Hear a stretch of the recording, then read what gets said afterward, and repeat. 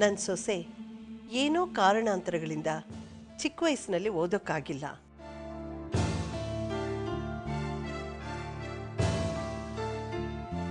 ಈಗ ಓದಬೇಕು ಅಂತ ಆಸೆ ಪಡ್ತಿದ್ದಾಳೆ. ಅದಕ್ಕೆ ನಿಮ್ಮ ಸ್ಕೂಲ್ನಲ್ಲಿ ಏನಾದರೂ...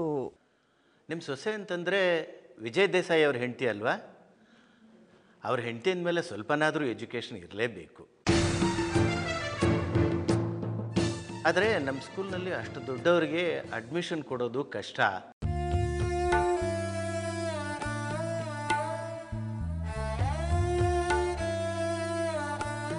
ಆದರೂ ಶ್ರೀಕಾಂತ್ ದೇಸಾಯಿ ಅವರು ನನ್ನ ಸ್ನೇಹಿತರು. ನಿಮ್ಮ ಫ್ಯಾಮಿಲಿಗೆ ಒಳ್ಳೆ ರೆಪ್ಯುಟೇಷನ್ ಇದೆ. ಸೊ ಇಲ್ಲ ಅಂತ ಹೇಳೋಕ್ಕಾಗಲ್ಲ. ಯಾವುದಕ್ಕೂ ನಾಳಿದ್ದು ನಿಮ್ಮ ಸೊಸೆಯವ್ರನ್ನ ನಮ್ಮ ಸ್ಕೂಲ್ ಕರ್ಕೊಂಡು ಬನ್ನಿ. ಮ್ಯಾನೇಜ್ಮೆಂಟ್ ಹತ್ರ ನಾನು ಮಾತಾಡಿರ್ತೇನೆ. ತುಂಬ ಥ್ಯಾಂಕ್ಸ್. ನಾಡಿದ್ದು ಖಂಡಿತ ಕರ್ಕೊಂಡು ಬರ್ತೀನಿ.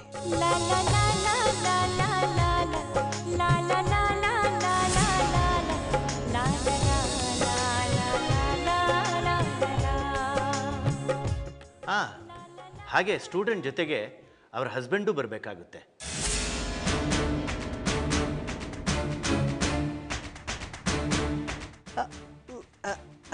ಸರಿ. ಹಾಂ ಸರಿಮ್ಮ. ಸ್ವಲ್ಪ ಶ್ರೀಕಾಂತ್ ದೇಸಾಯಿ ಅವರು ಕೊಡಿ. ಒಂದು ನಿಮಿಷ.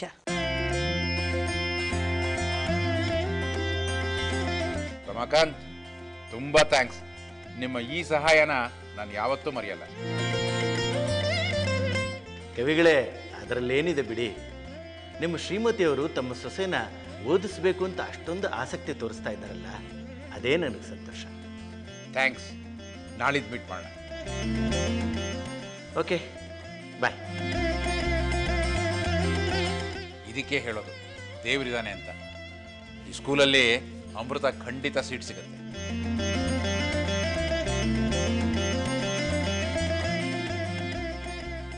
ವಿಜಯ್, ಸಾರಿಮ್ಮ, ನಾನು ಬರಲ್ಲ. ನನಗೆ ತುಂಬ ಕೆಲಸ ಇದೆ. ವಿಜಯ್ ನಿಂತ್ಕೋ. ಅಮ್ಮ ಪ್ಲೀಸ್, ನನಗೆ ಫೋರ್ಸ್ ಮಾಡಬೇಡಿ.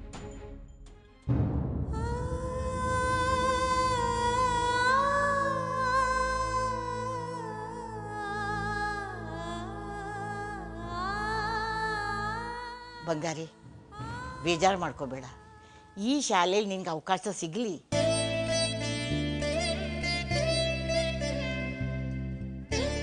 ಆಮೇಲೆ ನೋಡು, ವಿಜಯ್ ಖಂಡಿತ ತನ್ನ ಎಲ್ಲ ಅಭಿಪ್ರಾಯಗಳನ್ನು ಬದಲಾಯಿಸ್ಕೊತಾನೆ. ಆದರೂ ಅಜ್ಜಿ, ಅಲ್ಲಿ ಇಂಟರ್ವ್ಯೂನಲ್ಲಿ ಏನೇನೋ ಪ್ರಶ್ನೆಗಳನ್ನ ಕೇಳ್ತಾರೆ. ಅದಕ್ಕೆಲ್ಲ ಕರೆಕ್ಟಾಗಿ ಆನ್ಸರ್ ಕೊಟ್ಟರೆ ಮಾತ್ರ ಅಡ್ಮಿಷನ್ ಸಿಗೋದು. ಆದರೆ ಅಮೃತಾಗೆ ಏನು ಗೊತ್ತಿಲ್ವಲ್ಲ, ಮತ್ತೆ ಹೇಗೆ ಅಡ್ಮಿಷನ್ ಸಿಗುತ್ತೆ?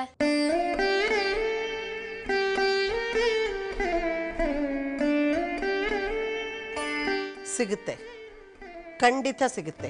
ಹಾಗೇನಿಲ್ಲ ಅತ್ತೆ, ಸ್ಕೂಲಲ್ಲಿ ತುಂಬ ಬುದ್ಧಿವಂತ ಮಕ್ಕಳನ್ನ ಮಾತ್ರ ಅಡ್ಮಿಷನ್ ಮಾಡ್ಕೊಳ್ಳೋದು. ಅದಕ್ಕೆ ಪ್ರಿಪೇರ್ ಆಗದೆ ಹೋದರೆ ಕಷ್ಟ ಆಗುತ್ತೆ ಅಂತ ಹೇಳ್ತಿದ್ದೀನಿ.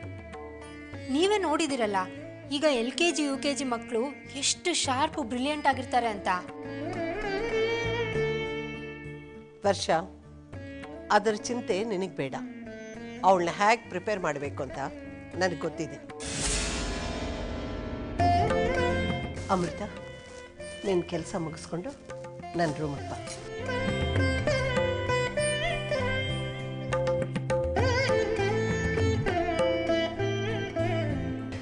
ಈ ಸಲ ಖಂಡಿತ ಅಡ್ಮಿಷನ್ ಸಿಕ್ಕೇ ಸಿಗುತ್ತೆ ಅನ್ನೋ ನಂಬಿಕೆ ನನಗಿದೆ. ಡೋಂಟ್ ವರಿ ಚಿಕ್ಕಪ್ಪ. ಥ್ಯಾಂಕ್ಸ್.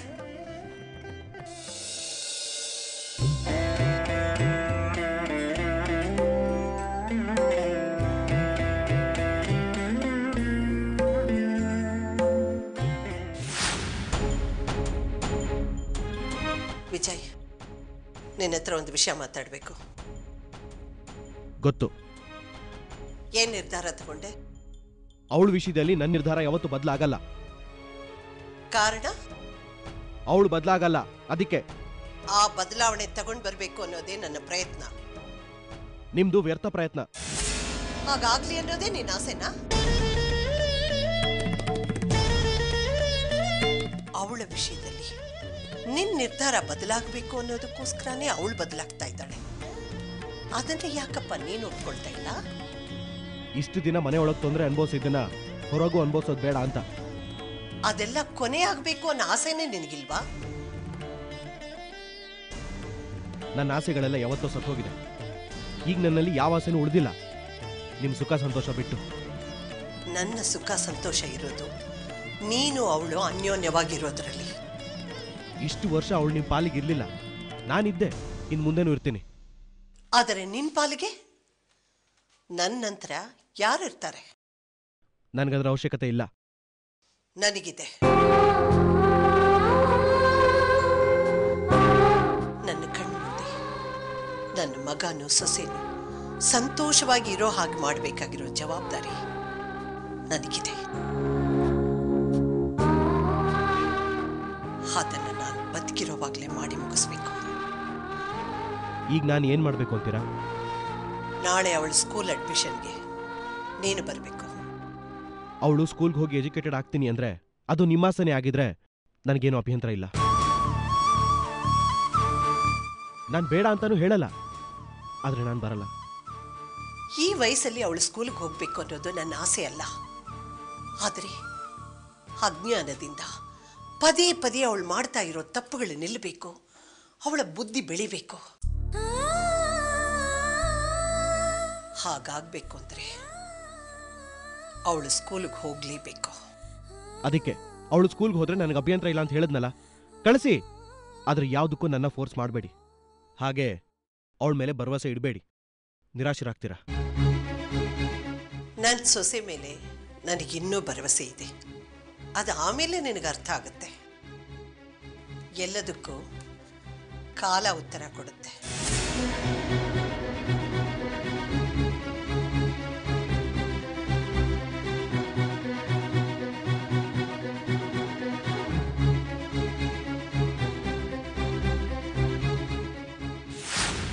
ಚಿಕ್ಕಮ್ಮ, ಜವಾಬ್ದಾರಿನೆಲ್ಲ ಕೋಮಲ್ ಅವ್ರು ವಹಿಸಿದ್ಮೇಲೆ ನಿಮ್ಗೆ ಆರಾಮ್ ಅನ್ಸಿರ್ಬೇಕಲ್ಲ?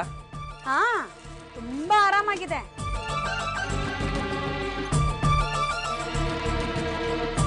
ರೇಷನ್ ತರಬೇಕು, ದುಡ್ಡು ಕೊಡಿ. ನಾನಿಲ್ಲಿಂದ ಕೊಡ್ಲಿ? ಜವಾಬ್ದಾರಿ ಎಲ್ಲ ನಿನ್ಗೆ ವಹಿಸಿದ್ದೀನಲ್ಲ.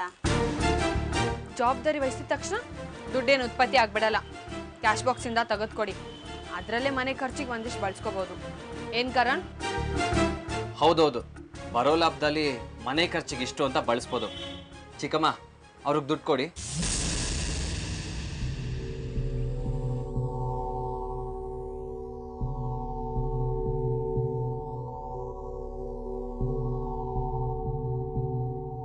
ತಗೋ, ಇಷ್ಟರಲ್ಲೇ 1 ವಾರ ಮೇಂಟೈನ್ ಮಾಡಬೇಕು. 1,000ದಲ್ಲಿ 1 ವಾರ ಮೇಂಟೈನ್ ಮಾಡಬೇಕಾ? ಆಗಲ್ಲ, ಇದು 2 ದಿನಕ್ಕೂ ಸಾಕಾಗಲ್ಲ. ಆಗಲ್ಲ ಅಂದ್ರೆ ಬಿಡು, ಮನೆ ಜವಾಬ್ದಾರಿನ ನಾನೇ ನೋಡ್ಕೋತೀನಿ. 1 ವಾರ ಏನು, ಬೇಕಿದ್ರೆ 15 ದಿನ ಮೇಂಟೈನ್ ಮಾಡ್ತೀನಿ. ಬೇಡ ಬೇಡ, ನಾನೇ ಮ್ಯಾನೇಜ್ ಮಾಡ್ಕೋತೀನಿ. ಆದರೆ ಯಾವ್ದಕ್ಕೆ ಎಷ್ಟು ಖರ್ಚಾಯ್ತು ಅಂತ ನಾನು ಕೇಳಬಾರ್ದು, ಅದೆಲ್ಲ ನನಗಿಷ್ಟ ಆಗಲ್ಲ. ಕೋಮಲ್ ಅವರೇ, ಎಲ್ಲಿಗೆ ಹೊಟ್ರಿ? ಮಾರ್ಕೆಟ್ಗೆ. ತುಂಬಾ ದೂರ ಇದೆ, ಆಟೋಲ್ ಹೋಗಿ.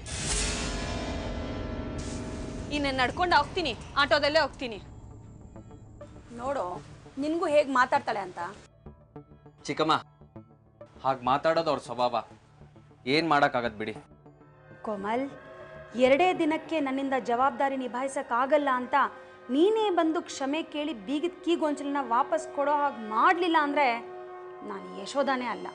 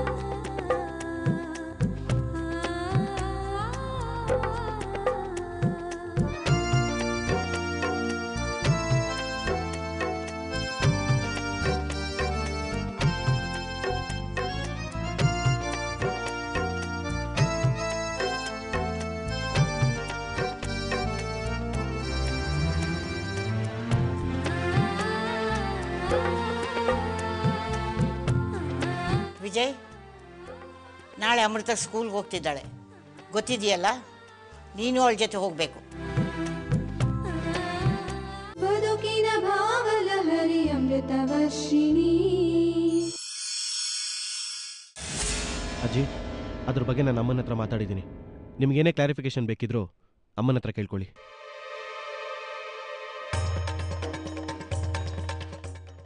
ಅಮ್ಮ, ಬರ್ತೀನಿ.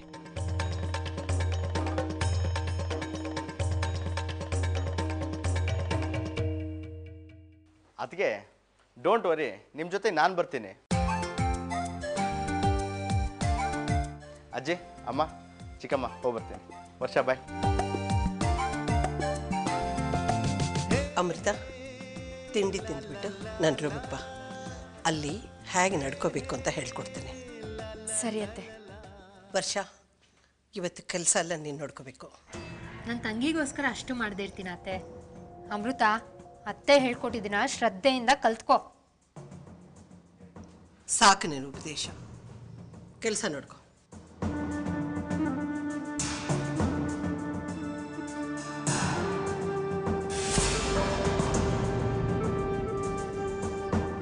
ವರ್ಷ, ಬೇಜಾರು ಮಾಡ್ಕೋಬೇಡ.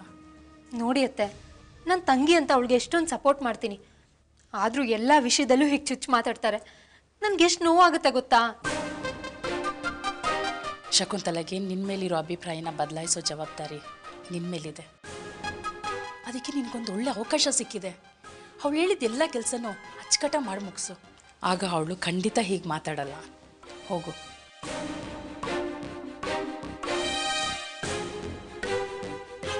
ಶಾಂತಲ, ಅಮೃತ ವಿದ್ಯೆ ಕಲಿತು ವರ್ಷ ಮನೆ ಕೆಲಸಗಳನ್ನೆಲ್ಲ ಕಲಿತು ಬಿಟ್ರೆ ಎಷ್ಟು ಚೆನ್ನಾಗಿರುತ್ತಲ್ವ? ಆಗ ಈ ಯಾವ ಸಮಸ್ಯೆನೂ ಇರಲ್ಲ, ಎಲ್ಲರೂ ನೆಮ್ಮದಿಯಿಂದಿರ್ಬೋದು. ಖಂಡಿತಮ್ಮ, ಇನ್ನು ಸ್ವಲ್ಪ ದಿನದಲ್ಲಿ ಅದೆಲ್ಲ ಸಾಧ್ಯ ಆಗುತ್ತೆ. ನೀವು ನೋಡ್ತೀರಾ, ಬನ್ನಿ.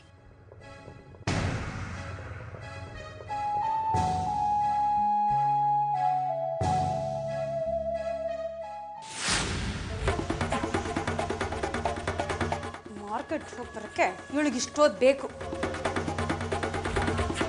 ಇಲ್ಲಿಗೆ ಹೋಗಿದ್ದಾಳೋ?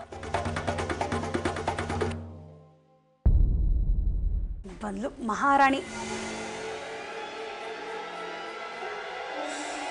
ಮಾರ್ಕೆಟ್ಗೆ ಹೋಗಿ ಬರೋಕ್ಕೆ ಇಷ್ಟೊತ್ತು ಬೇಕಾ? ಬರೀ ಹೋಗಿ ಬರೋಕ್ಕೆ ಇಷ್ಟೊತ್ತು ಬೇಕಿಲ್ಲ, ಪರ್ಚೇಸ್ ಮಾಡಿ ಬರೋಕ್ಕೆ ಇಷ್ಟೊತ್ತು ಬೇಕಾಗುತ್ತೆ. ಏನೇನು ತಂದಿದೀಯೋ? ಕಾಣಿಸ್ತಾ ಇಲ್ವಾ?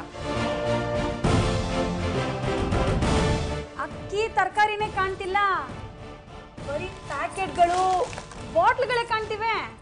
ಓದ್ ನೋಡಿ, ನಿಮಗೆ ಗೊತ್ತಾಗುತ್ತೆ.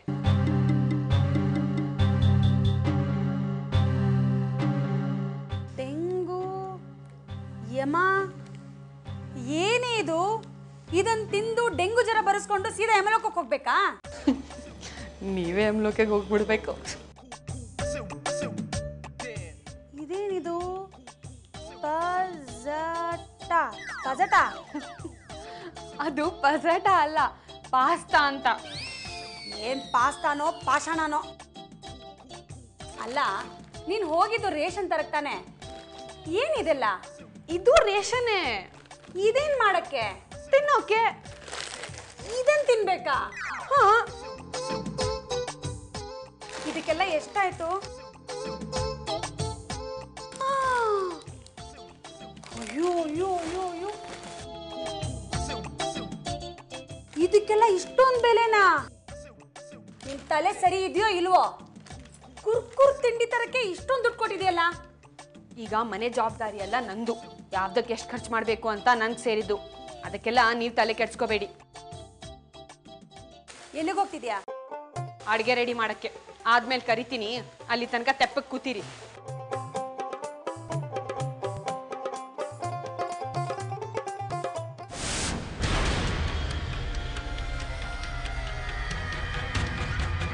ಅದೇಗೆ ಇವಳು ಓದು ಉದ್ಧಾರ ಆಗ್ತಾಳೋ ನಾನು ನೋಡೇ ಬಿಡ್ತೀನಿ.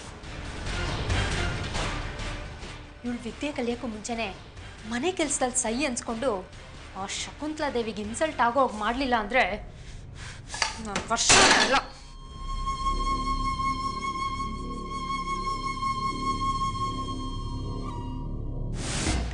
ವರ್ಷ, ಏನತ್ತೆ ಏನು ಬೇಕಿತ್ತು? ನನಗೇನು ಬೇಡಮ್ಮ, ನಿನಗೇನಾದರೂ ಸಹಾಯ ಬೇಕಾ ಅಂತ ಕೇಳೋಕೆ ಬಂದೆ. ನೀವೊಬ್ಬರೇ ಅತ್ತೆ ನನ್ನ ಕಷ್ಟ ಅರ್ಥ ಮಾಡ್ಕೊಂಡಿರೋದು. ನೀವು ನನ್ನ ಪರವಾಗಿರಲಿಲ್ಲ ಅಂದಿದ್ರೆ ನಂಗೆ ತುಂಬ ಕಷ್ಟ ಆಗ್ತಿತ್ತು. ನೋಡು ವರ್ಷ, ಇಲ್ಲಿ ಯಾರೂ ನಿನ್ನ ವಿರೋಧಿಗಳಲ್ಲ. ಎಲ್ರಿಗೂ ನಿನ್ನ ಕಂಡ್ರೆ ಪ್ರೀತಿ ಇದೆ. ಹಾಗಂತ ತಪ್ಪು ಮಾಡಿದಾಗಲೂ ಅದನ್ನೇ ಹೇಳಬಾರ್ದು ಅಂದರೆ ತಪ್ಪಾಗುತ್ತೆ. ಅದನ್ನೆಲ್ಲ ಮನಸ್ಸಿನಿಂದ ತೆಗೆದಾಕಿ ಸಂತೋಷವಾಗಿ ಕೆಲಸ ಮಾಡು. ಹಾಗೆಲ್ಲ ಕೆಲಸಗಳು ಚೆನ್ನಾಗಾಗುತ್ತೆ. ಸರಿ ಅತ್ತೆ. ಹಾಂ ಅತ್ತೆ, ಈಗ ಮಧ್ಯಾಹ್ನದ ಅಡುಗೆಗೆ ಏನು ಮಾಡಬೇಕು ಅಂತ ಹೇಳಿ, ಅದನ್ನೇ ಮಾಡ್ತೀನಿ. ವರ್ಷ ಕಾಯುತ್ತಿದೆ ಪ್ರಾರ್ಥನಾಳ ಮನ, ಸಮರ್ಥನಿಗೆ ಇದುವೇ ಬಂಧನ. ಆಗಲಿದೆಯಾ ಇವರಿಬ್ಬರ ಶುಭ ಮಿಲನ? ಹೊಂದಾಣಿಕೆನೇ ಆಗೋದಿಲ್ಲ. ಮಿಲನ ಆಗಸ್ಟ್ 5ರಿಂದ ರಾತ್ರಿ 8:30ಕ್ಕೆ. ಬದುಕಿನ ಭಾವಲಹರಿ ಅಮೃತವರ್ಷಿಣಿ. ನೋಡು, ಸ್ಟೋರ್ ಸಾಮಾನು ಲಿಸ್ಟ್ ಇದರಲ್ಲಿದೆ. ಹಾಂ, ಸಾಮಾನು ತರಿಸ್ಬಿಡು. ಆಗಲಿ ಅತ್ತೆ. ಆ ಇಸ್ತ್ರಿ ಅವನಿಗೆ ಫೋನ್ ಮಾಡಿ ಬಂದು ಬಟ್ಟೆ ತಗೊಂಡು ಹೋಗೋ ಕೇಳು. ಸರಿ ಅತ್ತೆ. ನೋಡು, ಗಿಡಗಳೆಲ್ಲ ಒಣಗೋಗ್ತಾ ಇದೆ, ಅದಕ್ಕೆಲ್ಲ ನೀರು ಹಾಕ್ಬಿಡು. ಸರಿ. ಬರೀ ಸರಿ ಸರಿ ಅಂದರೆ ಸಾಕಾಗಲ್ಲ, ಟಕ್ ಟಕ್ ಟಕ್ ಅಂತ ಕೆಲಸ ಆಗಬೇಕು, ಗೊತ್ತಾಯ್ತಾ? ಆಗಲಿ ಅತ್ತೆ. ಅತ್ತೆ, ಇಷ್ಟೆಲ್ಲ ಕೆಲಸಗಳು ನಾನು ಒಬ್ಬಳೇ ಮಾಡಬೇಕಾ? ಯಾಕಮ್ಮ, ಇಷ್ಟು ಕೆಲಸನೂ ಅಮೃತ ಮಾಡ್ತಾ ಇದ್ಲು ತಾನೆ? ನಿನ್ನ ಥರ ಕ್ವಶನ್ ಮಾಡ್ತಾ ಇರಲಿಲ್ಲ. ಶಕುಂತಲಾ, ನಾ ಹೇಳಿ ಮಾಡಿಸ್ತೀನಿ ಬಿಡು. ನೋಡು, ಸಹಾಯ ಮಾಡಕ್ಕೆ ಹೋಗ್ಬಾರ್ದು, ಹೇಳಿ ಮಾಡಿಸು, ಕಲೀಲಿ. ಅತ್ತೆ, ಏನು? ಸ್ಲೇಟು ಪುಸ್ತಕ ಎಲ್ಲ ತಗೊಂಡಿದ್ದೀನಿ. ಸರಿ, ಹಾಗೆ ತಿರುಗು, ನಡಿ.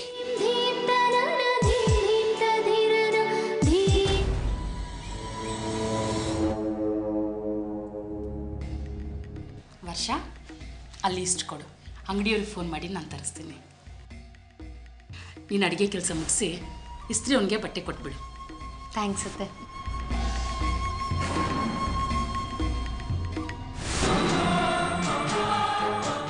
ನನ್ನೇನು ಮನುಷ್ಯಳು ಅಂದ್ಕೊಂಡಿದ್ದಾರಾ ಇಲ್ಲ ಮಿಷಿನ್ ಅಂದ್ಕೊಂಡಿದ್ದಾರೋ? ಎಲ್ಲ ಕೆಲಸನೂ ನನ್ನ ತಲೆ ಮೇಲೆ ಹಾಕ್ತಾರೆ. ನನಗೂ ಟೈಮ್ ಬರಲಿ, ಆಗ ನೋಡ್ಕೋತೀನಿ ನಿಮ್ಮನ್ನು. ನೋಡಮೃತ, ನಾಳೆ ಅಲ್ಲಿ ಏನೇ ಪ್ರಶ್ನೆ ಕೇಳಿದರೂ ಧೈರ್ಯವಾಗಿ ಉತ್ತರ ಕೊಡಬೇಕು. ನಾವು ಯಾರೂ ಅಲ್ಲಿ ನಿನಗೆ ಸಹಾಯಕ್ಕೆ ಬರೋಕ್ಕಾಗಲ್ಲ. ಸರಿ ಅತ್ತೆ, ಆದರೆ ಅವ್ರು ಏನು ಕೇಳ್ತಾರೋ ಅಂತ ಭಯ ಆಗ್ತಿದೆ. ಭಯ ಪಡೋ ಅವಶ್ಯಕತೆ ಇಲ್ಲ.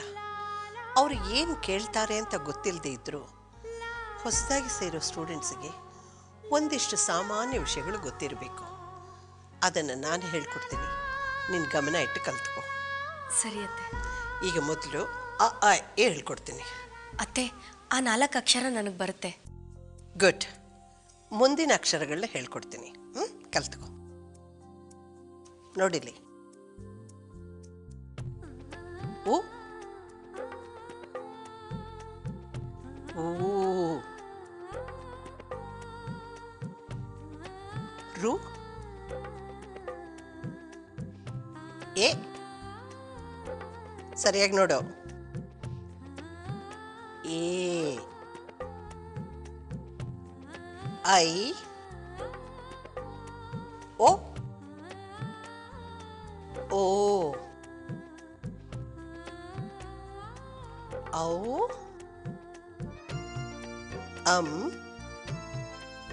ಅಹ. ಇದನ್ನ ನೋಡಿ ಹಾಗೆ ಬರಿ. ಸರಿ ಬರಿ. ನೋಡು, ಓ.